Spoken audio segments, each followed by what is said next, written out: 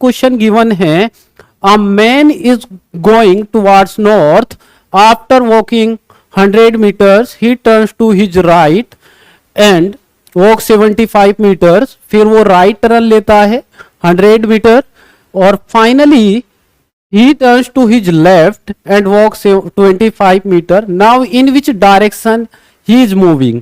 वो किस डायरेक्शन में मूव कर रहा है?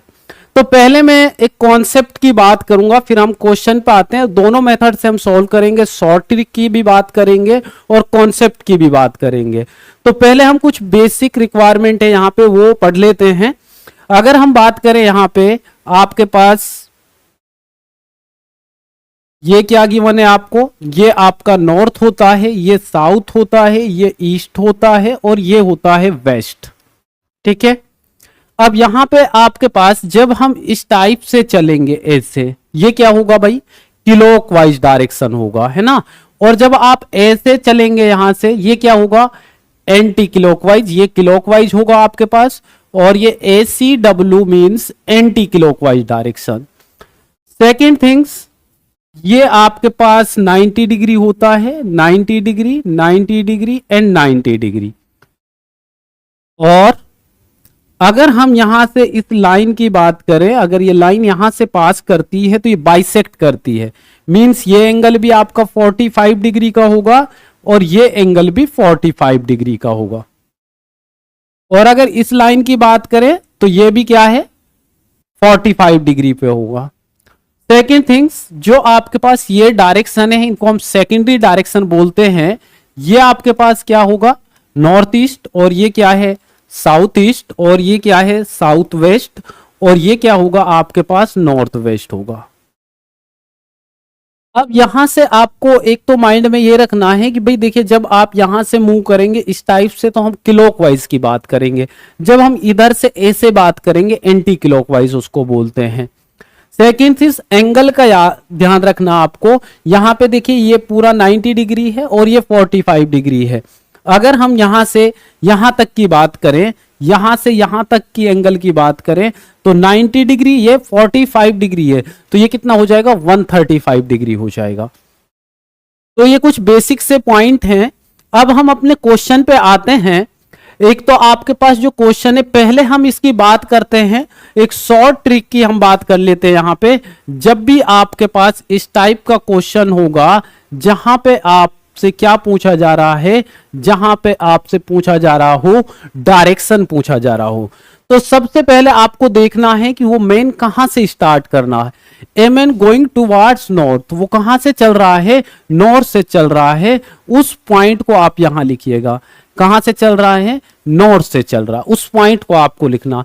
सेकंड थिंग्स, आपको देखना है राइट और लेफ्ट को। तो आपने यहां पे देखा राइट, वन टाइम राइट यहां पे है, एक बार राइट यहां पे है, तो दो बार आपके पास राइट हो गया और एक बार आपके पास क्या है, यहां पे लेफ्ट है।